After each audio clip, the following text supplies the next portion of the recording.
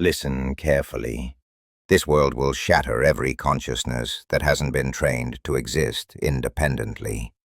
Individuals will extract your energy. Suffering will pursue you relentlessly. Your history will attempt to imprison you.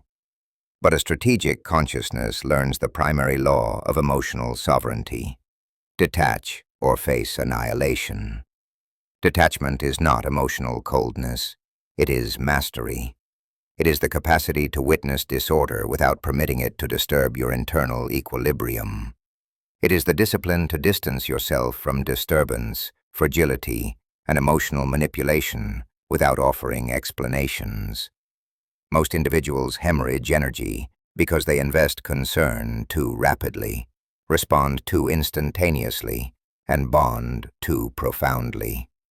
You cannot permit that. Not if your objective is to become someone who never collapses. Not if your intention is to move like a silent weapon. You must fortify your consciousness, refine your concentration, and treat emotions like instruments, never like commanders. That is how powerful individuals ascend. That is how sovereignty is constructed. So, as you listen, repeat this truth silently. I own my emotions. They do not own me.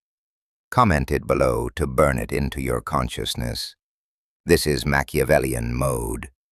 And today you learn how to detach from individuals, suffering, and history, and construct a consciousness that never fractures. Number 1. The Art of Strategic Detachment. Detachment begins with a brutal truth. Most individuals cling to others because they fear existing independently. But every powerful consciousness is constructed in solitude. When you detach, you stop granting strangers access to your emotions. You stop permitting temporary feelings to shape permanent decisions. And you stop allowing history to define how you move today. You become deliberate. You become precise. You stop pursuing validation and start studying behavior like a strategist, not a victim. Detachment is not about isolating yourself. It is about refusing to drown in the emotions of individuals who don't carry the consequences of your existence. It is about learning to observe someone's actions without internalizing their words personally. It is about realizing that your peace is worth more than connection, and your direction is worth more than comfort. When you detach, you regain command of your thoughts, your choices, and your future. You stop reacting. You start deciding. And when the world observes a person who does not fracture under pressure, who does not beg for attention, who does not collapse when abandoned, they fear you, they respect you, or they attempt to imitate you. Comment. I choose control to mark your beginning. Number 2. Cutting the strings that control you. Every human being walks around tied to invisible strings. Expectations, memories, resentments, guilt, hopes, disappointments. The opinions of individuals who don't even live their existence. These strings pull your emotions, twist your decisions, and weaken your judgment without you even noticing. Machiavelli understood one thing clearly. The person who controls your emotions controls your actions, and the person who controls your actions controls your existence. That is why detachment isn't just a mindset. It's a form of self-defense. When you cut these strings, you stop being a puppet. You stop being predictable. You stop being easy to manipulate. You become someone who sees the world without distortion, someone who responds with logic instead of emotional impulse, someone who moves with intention instead of desperation. Most individuals are prisoners of their past suffering, always reacting from old wounds, always dragging memories into moments where they don't belong. But a strategic consciousness refuses to let history dictate the present. You detach by confronting the truth. Not every battle deserves your energy. Not every person deserves your trust. And not every emotion deserves your attention. You detach by refusing to let individuals live rent-free in your consciousness. You detach by refusing to let anger rush your judgment or attachment blind your perception. True power begins the moment you can look at something that once triggered you and feel nothing but clarity. The moment you can walk away from someone who drains you and feel no guilt. The moment you can stand in silence, unmoved, while others try to provoke a reaction. That is when you become untouchable. That is when you rise above the emotional disorder that destroys ordinary men. If you're ready to level up, comment, "My mind obeys me," and let the transformation continue. Number 3. Emotional neutrality, the weapon of the unshakable. Emotional neutrality is the silent weapon that transforms ordinary men into strategic giants. Because the moment you stop reacting automatically is the moment you start choosing intelligently. Most individuals carry emotional triggers like open wounds. Any insult, disappointment, delay, or rejection can pull them into disorder within seconds. They explode, they panic, they overthink, they beg, they justify, they crumble. Their emotions move first, and their consciousness arrives too late. But the man who masters emotional neutrality moves differently. He observes before he reacts. He breathes before he speaks. He thinks before he decides. He is not cold. He is controlled. He is not distant. He is deliberate. Emotional neutrality means you refuse to give anyone the power to dictate the pace of your inner world. It means you stay calm when others lose control, patient when others get irritated, and strategic when others get emotional. And understand this: your calmness will intimidate individuals who rely on your reactions to validate their importance. When you stop reacting, their influence dies. When you stop explaining yourself, their confidence collapses. When you stop responding to emotional bait, their ability to manipulate you disappears. Emotional neutrality is not weakness. It is the highest form of emotional intelligence. It gives you the power to outthink, outmaneuver, and outlast anyone who tries to trigger you. It gives you clarity in the exact moments when others destroy themselves through impulsive decisions. And the truth is, emotional neutrality is built through discipline. The discipline to let silence answer disrespect. The discipline to let time expose liars. The discipline to let distance reveal true intentions. The discipline to remain still while others desperately try to drag you into their storms. A neutral consciousness is a dangerous consciousness because it cannot be provoked into acting against itself. It cannot be rushed. It cannot be guilt-tripped. It cannot be controlled. Individuals will study your face and find nothing. They will test your patience and break before you do. They will try to manipulate you and realize you see straight through them. This is what makes you untouchable. This is what makes you unpredictable. This is what makes you powerful. If you're ready to build this level of inner steel, comment, "Calm is my power," and prepare to step into the next stage. Number 4.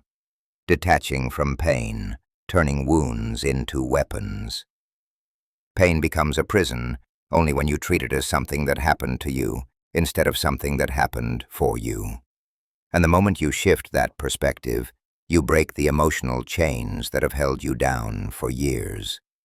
Most individuals carry pain like a badge of identity. They replay old betrayals, old heartbreaks, old humiliations, old losses, letting those memories shape their confidence, their choices, their boundaries, and worst of all, their self-worth. They let history speak louder than the present. They let wounds dictate who they become.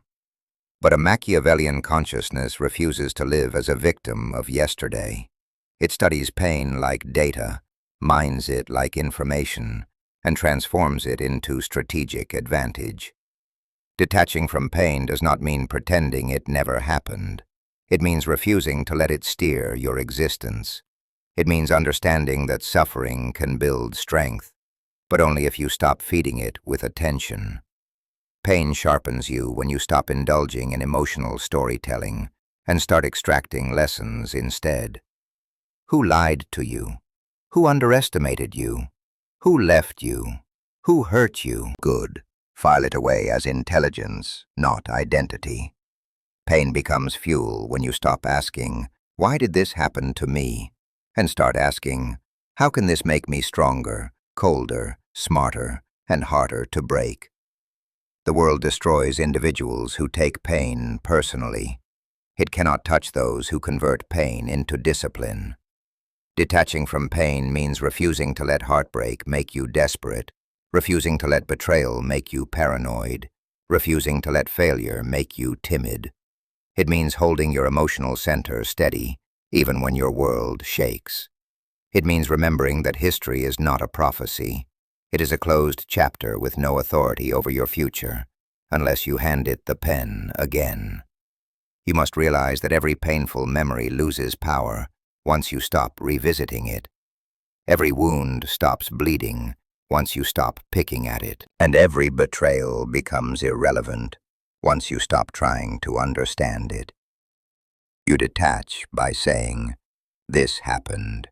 It shaped me, but it no longer controls me." You detach by refusing to let someone who is gone still influence the way you think, react, trust, or move. You detach by reminding yourself that every scar on your consciousness is proof that you survived, not proof that you're broken. Pain becomes a weapon when it no longer blinds you, but informs you. A man who can look at his history without flinching, without bitterness, without emotional collapse, is a man who cannot be manipulated through guilt, fear, or memory. That is the type of man who rises, the type who intimidates, the type who stays unshaken, no matter what storms return. If you are ready to turn your wounds into strength, comment, "Pain strengthens me," and move forward with a sharper consciousness. Number 5. Detaching from individuals, reclaiming the power they took from you. Detaching from individuals is one of the hardest, coldest, and most liberating disciplines a human consciousness can ever master. Because individuals are the greatest source of both strength and suffering, clarity and confusion, growth and destruction. Most individuals will never understand this truth. They stay attached to the wrong individuals for too long, hoping loyalty will change someone who has no intention of becoming better, hoping affection will fix someone who has no desire to grow, hoping patience will make someone value what they consistently take for granted. They cling to relationships out of fear, not strategy. They tolerate disrespect out of loneliness, not wisdom. They replay old memories to avoid confronting the truth that some individuals were meant only to be lessons, not lifelong companions. But a Machiavellian consciousness is not sentimental. It is surgical. It observes individuals' behavior, not their excuses.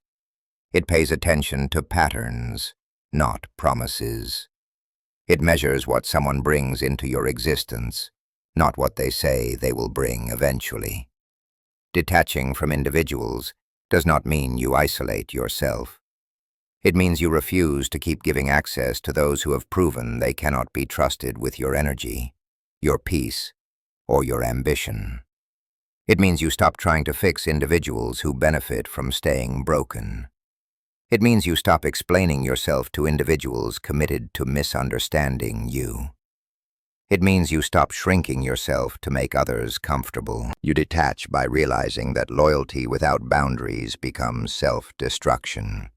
You detach by accepting that someone who drains you emotionally is more dangerous than someone who defeats you physically. You detach by understanding that walking away is not a sign of weakness. It is a declaration of self-respect. The truth is, every person in your existence is either an asset or a liability. And when you finally evaluate them through that lens, your emotional clarity skyrockets. Some individuals push you forward with their support and belief. Others hold you back with their envy and fear. Some expand your consciousness with ideas, discipline, and challenges. Others shrink your world with drama, gossip, and insecurity. And the cold reality is this: many individuals do not value you. They value the benefits, comfort, validation, or emotional maintenance you provide. Once those benefits disappear, so do they. That is why detachment is power. Because when you no longer fear losing someone, no one can manipulate you with their presence or absence. When you no longer rely on someone emotionally, their behavior cannot control your mood. When you no longer expect anything from individuals, their disappointments cannot wound you. Detaching from individuals means you choose your circle intentionally, not desperately. You keep those who align with your growth, not those who demand you stay small. You invest in individuals who invest in themselves, not those who drain others to avoid facing their own emptiness. You give your loyalty to the rare few who have earned it through consistency, integrity, and action.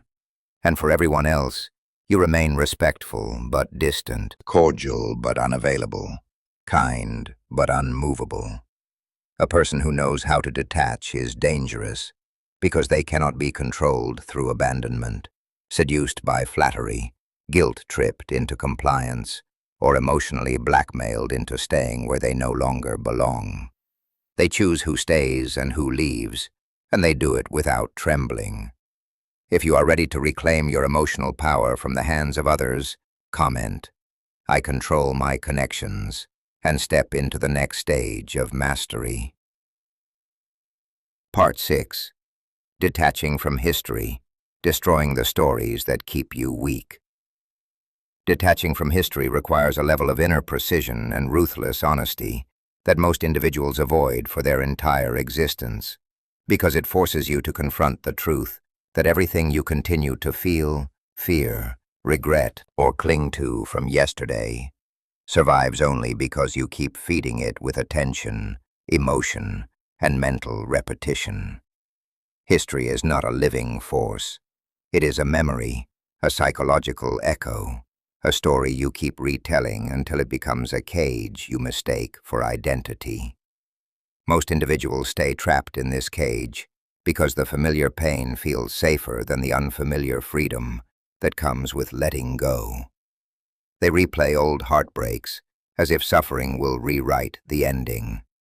They revisit betrayals as if analyzing them endlessly will produce justice. They carry the guilt of mistakes that no longer exist anywhere except in their consciousness. They cling to broken identities because they have no vision of who they could become without them. But a Machiavellian consciousness refuses to worship history. It studies it, extracts lessons from it, and then buries it without ceremony. Detaching from history begins with acknowledging that the version of you who lived those moments no longer exists. You have new knowledge, new scars, new strength, and new awareness. So why cling to a story written by someone you've already outgrown? The weak consciousness stays loyal to pain. The strong consciousness stays loyal to evolution. You must learn to treat history like data, not destiny. A lesson, not a definition. A reference, not a ruler. The moment you stop giving emotional meaning to old memories is the moment you stop being controlled by them. The truth is this: your history does not hurt you anymore. Your attachment to the story does. Every time you revisit an old wound, you tear it open again. Every time you replay an old failure, you freeze your present potential. Every time you mourn who you used to be, you abandon who you could become. Detaching from history means seeing it clearly, without emotional fog. That relationship didn't break you. You outgrew someone afraid of growth. That betrayal didn't define you. It revealed who never deserved your loyalty. That failure wasn't the end. It was the necessary friction that sharpened you. That version of yourself you regret wasn't a mistake. It was the foundation on which your future strength is built. But here is the cold truth. You cannot step into power while holding hands with your former weakness. You cannot build a new identity while clinging to the corpse of your old one. You cannot walk forward while staring backward. You detach by refusing to let history sit in the front seat of your existence. You detach by refusing to let nostalgia blind you to the reality of who individuals actually were, not who you wanted them to be. You detach by refusing to let guilt convince you that you owe something to the person you were before you knew better. You detach by refusing to let regret manipulate your self-worth. And above all, you detach by refusing to let yesterday decide the energy you carry into today. Understand this: no memory has power unless you authorize it. No mistake holds weight unless you reinforce it. No past identity survives unless you breathe life into it. When you stop feeding history with emotion, it dies, and its death becomes your rebirth. Detaching from history means stripping it of all emotional authority. You can acknowledge what happened without letting it shape your mood, your decisions, or your worldview. You can remember without reliving. You can reflect without drowning. This is the difference between the powerful and the powerless. The powerless use history as justification for their stagnation. The powerful use it as fuel for their transformation. A man who is no longer controlled by his history becomes dangerous because he becomes unpredictable. He breaks patterns instead of repeating them, creates new standards instead of staying loyal to old wounds, and chooses who he becomes instead of defaulting to who he once was. That is why detaching from history is the ultimate psychological evolution. You stop living as the product of what happened to you and start living as the architect of what happens next. And make no mistake, this detachment requires willpower. You will be tempted to revisit old hurts when your consciousness seeks familiarity. You will be tempted to compare your present to a romanticized version of your history. You will be tempted to slip back into old habits that once felt comfortable. But comfort is the bait that keeps individuals chained to the existences they should have left years ago. When you detach from history, you stop mourning chapters that were never meant to follow you into your future. You stop apologizing for outgrowing environments that stopped nourishing you. You stop feeling guilty for becoming someone your old circle can no longer understand. History becomes a closed book, not a recurring nightmare.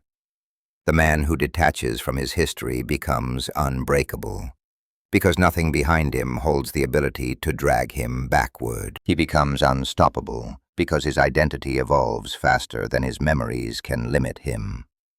And he becomes unshakable, because he finally realizes that the only thing that ever had the power to imprison him was the story he kept telling himself.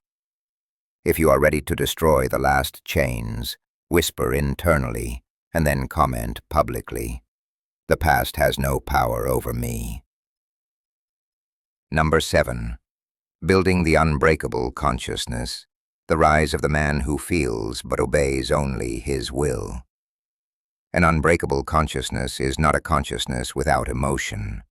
It is a consciousness where emotion exists but never commands, where feeling occurs but never overrules reason, where fear whispers but never wins, where doubt appears but never dictates direction, and where history, individuals, and pain may knock on the door, but are never allowed inside. Most individuals crumble, not because existence is too hard, but because their consciousness is too easily invaded, by memories they should have buried, by opinions that should have been ignored, by fears that should have been challenged, and by attachments they should have severed long ago.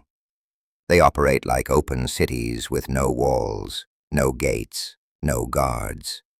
Any thought, any person, any insult, any insecurity can walk right in and take control.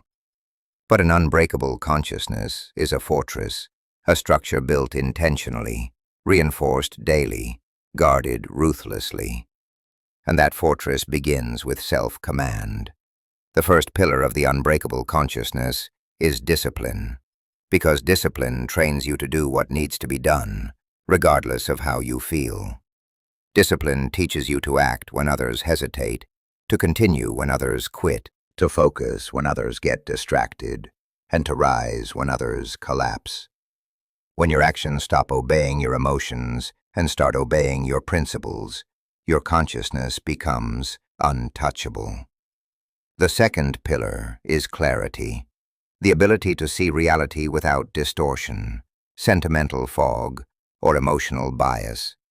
Clarity allows you to detect manipulation instantly, recognize threats early, identify weakness within yourself before it becomes a weapon in someone else's hands, and make decisions based on truth instead of desire. Clarity makes you immune to flattery, indifferent to insults, and resistant to emotional disorder. The third pillar is detachment, because without detachment, discipline becomes fragile and clarity becomes corrupted. Detachment frees you from the invisible chains that pull the average person in every direction. Approval, validation, nostalgia, loneliness, guilt, desire. Detachment says, I will feel this, but I will not follow it. It says, I acknowledge this pain, but I will not bow to it. It says, I remember what happened, but I do not live there anymore. The fourth pillar of the unbreakable consciousness is adaptability, the ability to shift when existence shifts, to evolve when circumstances evolve, to change approach when the strategy demands it, and to remove yourself from situations where your strengths are being wasted or your value is being drained. Adaptability is the weapon of those who survive storms, and the advantage of those who outplay their adversaries without ever meeting them head-on. The fifth pillar is emotional minimalism, the skill of caring selectively, investing intentionally, and reacting sparingly. The unbreakable consciousness does not waste energy on arguments that lead nowhere, individuals who refuse to grow, opportunities built on uncertainty, or situations driven by ego. It cares only where care produces results. It invests only where investment multiplies. It reacts only when reaction shifts outcomes. The sixth pillar is silence, strategic silence, not passive silence. The unbreakable consciousness does not broadcast its plans, reveal its emotions, explain its boundaries, or justify its decisions. Silence protects your intentions, confuses your adversaries, and strengthens your presence. It keeps others guessing while you stay focused. The seventh pillar is mental independence, the ability to think for yourself, decide for yourself, validate yourself, and stand alone without trembling. Most individuals fear standing alone because they lack self-belief. But an unbreakable consciousness knows solitude is not emptiness. It is power. It is in solitude where vision becomes clear, where identity becomes defined, and where strength becomes undeniable. The eighth pillar is emotional sovereignty, the complete ownership of your inner world. It means no one is allowed to control your mood, dictate your value, or pull you into their emotional storms. It means you refuse to be emotionally available to disorder, negativity, or manipulation. It means you live by a simple law. My emotions belong to me. No one else holds the remote. The ninth pillar is a ruthless relationship standard. The unbreakable consciousness does not bond with individuals who drain, distract, or derail it. It does not chase individuals who leave, nor cling to individuals who stay without contributing. It does not allow energy vampires, emotional parasites, or insecure manipulators to camp inside its peace. It surrounds itself only with those who sharpen, support, or strengthen. And the 10th pillar, the final and most essential, is identity mastery, the ability to consciously choose who you become next, instead of remaining who you were by default. The unbreakable consciousness reinvents itself continuously, shedding outdated beliefs, eliminating useless habits, replacing destructive patterns, and upgrading standards without apology. It holds itself to a level others cannot understand, and refuses to fall back into the version it outgrew. An unbreakable consciousness is not something you inherit. It is something you construct brick by brick, decision by decision, discipline by discipline, boundary by boundary. It is the product of silence, suffering, solitude, strategy, and self-respect. And once you build it, no betrayal can shatter it, no loss can collapse it, no insult can penetrate it, and no storm can move it. If you are ready to begin forging this inner fortress, comment, "My mind is mine," and prepare for the next step in your rise. Number 8. The power of controlled emotion, commanding your inner world like a strategist, not a slave. Controlled emotion is not the absence of feeling. It is the mastery of feeling, the art of directing emotion instead of being directed by it. The rare ability to harness internal forces with the same precision a general uses to command an army. Most individuals misunderstand emotional control. They think it means becoming numb, empty, or indifferent, but that is weakness disguised as toughness. True control means you feel everything, yet nothing holds power over your behavior. You experience emotion fully, but you obey it only when it aligns with your strategy. You do not suppress emotion. You subordinate it. You do not run from feeling. You rule over feeling. And this is why controlled emotion becomes one of the greatest weapons of a powerful consciousness. Because every downfall in the human world, betrayal, failure, humiliation, impulsive decisions, broken relationships, lost opportunities, can be traced back to an uncontrolled emotion that burst through the gates and seized the throne for even a moment. Anger that wasn't restrained, fear that wasn't confronted, affection that wasn't questioned, sadness that wasn't understood, ego that wasn't humbled, desire that wasn't examined. Every emotional collapse comes from surrendering the crown to a moment that never deserved it. But the man who learns to command his emotions becomes untouchable, because he becomes unpredictable. He does not react in ways his adversaries expect. He does not break in ways his history once dictated. He does not collapse under pressure the way the average consciousness does.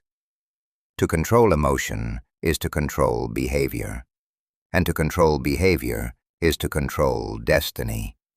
The first step to emotional control is awareness, noticing the feeling the moment it rises, catching it before it hijacks your consciousness, recognizing its intention, its origin, its trigger. Awareness gives you distance, and distance gives you leverage. Without awareness, emotion rides you. With awareness, you ride emotion. The second step is interpretation, understanding that emotion is not always truth. Emotion is a message, not a command. Fear alerts you but does not define reality. Anger signals a boundary but does not decide the response. Sadness tells you something mattered but does not determine your identity. Desire shows you what you want, but not whether it is wise. Emotion speaks, but you choose whether to listen or disregard. The third step is containment, holding emotion inside you without letting it spill recklessly onto others or sabotage your decisions. Containment teaches you the difference between internal experience and external expression. You can feel anger without speaking it. You can feel fear without acting on it. You can feel affection without losing judgment. You can feel pain without collapsing. Containment creates the psychological distance that weak consciousnesses lack. The fourth step is direction. Taking that emotion and using it as fuel instead of letting it burn you. Anger becomes discipline. Fear becomes preparation. Pain becomes strength. Loss becomes clarity. Desire becomes ambition. Emotion becomes raw energy that you channel, not a wildfire that consumes you. This is why controlled emotion produces greatness. It multiplies your internal power instead of scattering it. The fifth step is detachment. The ability to hold emotion without becoming emotion. The ability to observe your own internal storm while standing in the calm center of your consciousness. Detachment gives you the ability to feel deeply, yet act rationally, to experience intensity without losing composure, to walk through fire without letting the flames guide your steps. Most individuals destroy themselves because they treat emotion as identity. They say, "I am angry," instead of, "I feel anger."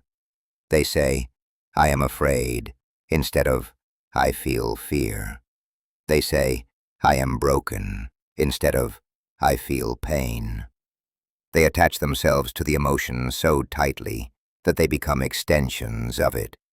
And once emotion becomes identity, control becomes impossible.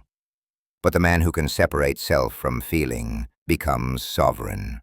He is no longer defined by his internal weather. He becomes the observer, the commander, the architect of his inner world. The sixth step is expression with intention, the conscious, calculated release of emotion where it serves a purpose, not where it seeks relief. You express emotion when it advances your objectives, strengthens your bonds, protects your boundaries, or clarifies your truth, not when it temporarily soothes the inner child. Weak consciousnesses express emotion impulsively. Strong consciousnesses express emotion strategically. The seventh step is self-respect, because emotional control is impossible for someone who allows themselves to behave in ways that violate their own standards. Self-respect sets boundaries with yourself. I do not beg. I do not panic. I do not chase. I do not collapse. I do not react blindly. I do not embarrass myself for temporary emotion. When you respect yourself, you refuse to act in ways that weaken you, even when emotion tempts you. The eighth and final step is integration. The moment emotional control becomes a part of who you are, not something you attempt. It becomes instinct. You stay calm automatically. You think before reacting without effort.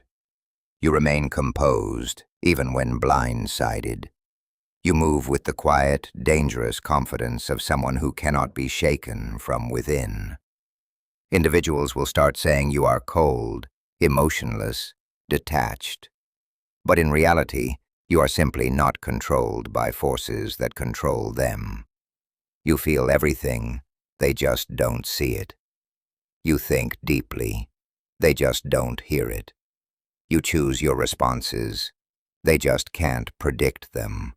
Controlled emotion is the crown of the unbreakable consciousness. It is the skill that separates the leaders from the followers, the respected from the exploited, the dominant from the manipulated. It is the art that Machiavelli understood. Power is held by those who command themselves when others lose themselves. If you are ready to ascend into this level of self-mastery, comment, "I command my emotions," and prepare to continue your evolution. Number 9. Becoming untroubled, the state where nothing and no one can move your center. To become untroubled is to reach a level of inner dominance where existence no longer shakes you, Individuals no longer confuse you, emotions no longer drown you, and circumstances no longer dictate the quality of your consciousness.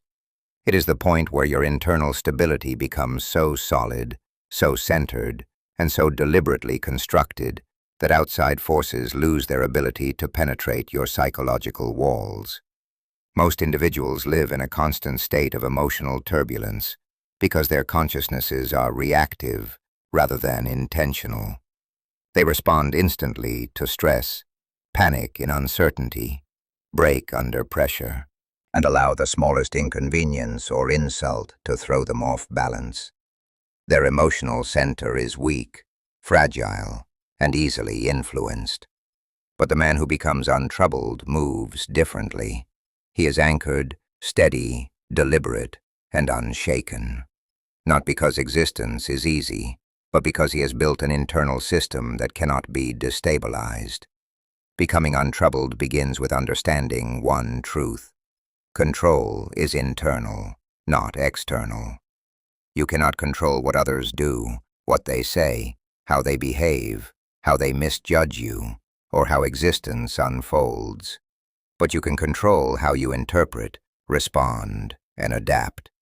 You can control your thoughts, your reactions, your habits, your attitude, your boundaries, your strategy, and your emotional allocation.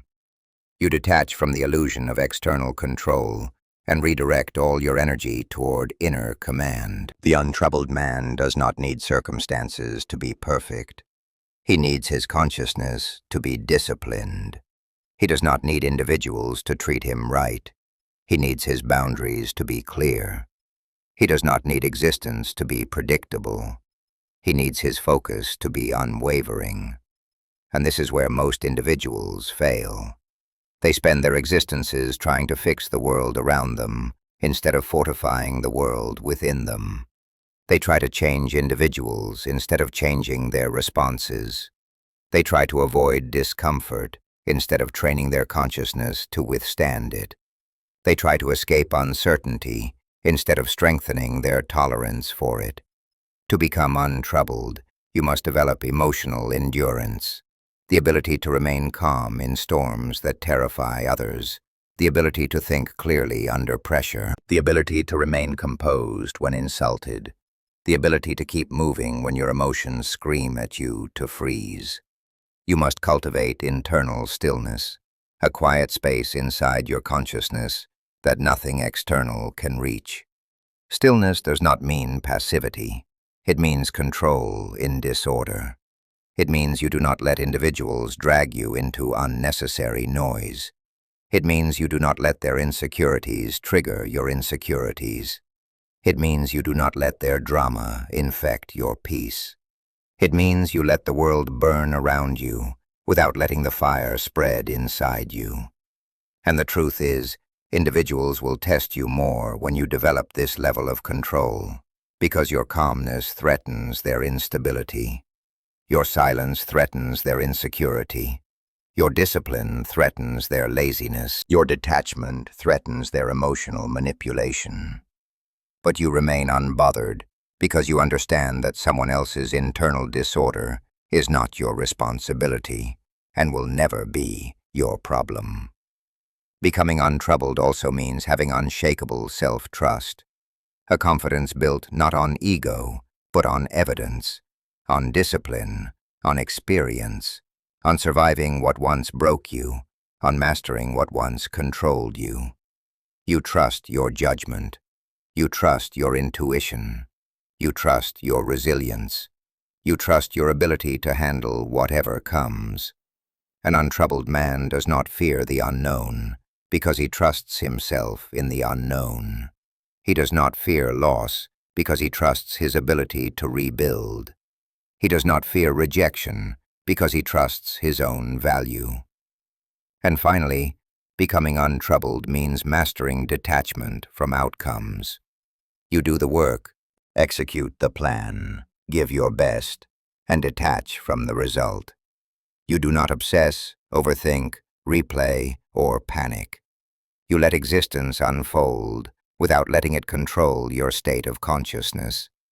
This is the highest form of emotional freedom, when nothing external has the power to disturb your inner equilibrium. If you're ready to reach this state, comment, "Nothing can shake me," and prepare for the final ascent. Number 10. The final ascent. Living as the one who cannot be broken. Living as someone who cannot be broken means you no longer participate in the emotional games that ordinary individuals play. Nor do you allow yourself to be pulled into the confusion, noise, or instability that dominates their inner world. It means you have risen above reactivity, above ego battles, above impulsive emotion, above the need for validation, above the influence of history, and above the unpredictable behavior of others. To live unbroken is to live with a consciousness that has matured beyond disorder, one that has been tested, sharpened, refined, and rebuilt until it stands like a steel tower in a world full of shaking foundations. You become someone who does not collapse when existence hits hardest, someone who does not cling when individuals leave, someone who does not fold when emotions swell, someone who does not lose himself when uncertainty arrives. Instead, you stand calm, centered, and immovable, because you have built yourself from the inside out. Living unbroken requires daily vigilance. You protect your peace with boundaries that do not bend. You guide your actions with logic instead of impulse. You maintain perspective even when your emotions try to distort reality. You choose silence where others choose disorder. You choose distance where others choose drama. You choose self-control where others choose self-destruction. And this daily discipline becomes your armor. But make no mistake, living unbroken does not mean you never feel pain. It means pain does not own you. It does not define you. It does not decide your story. Living unbroken does not mean you never face loss. It means loss does not turn you into someone you are not. Living unbroken does not mean you never feel fear. It means fear does not control your direction. The unbreakable consciousness still feels, but it feels with mastery. It still cares, but it cares selectively. It still trusts, but it trusts wisely. It still values connection, but it values connection without losing itself. And above all, it still moves forward, always forward, regardless of who stays, who leaves, who doubts, or who betrays. The man who lives unbroken becomes a force, silent, steady, self-directed, and impossible to manipulate. He becomes someone others study but cannot understand, because they see his composure, but not the battles he fought to earn it. They see his detachment, but not the pain he overcame to learn it. They see his confidence, but not the scars that strengthened it. And this is your final transformation. You have detached from individuals, pain, and history. You have built neutrality, control, self-command, and unshakable discipline. You have stepped into a state where your inner world belongs only to you. If you are ready to live as the one who cannot be broken, comment, "I rise above all." And remember, like, subscribe, and turn on notifications to continue your evolution inside Machiavellian mode.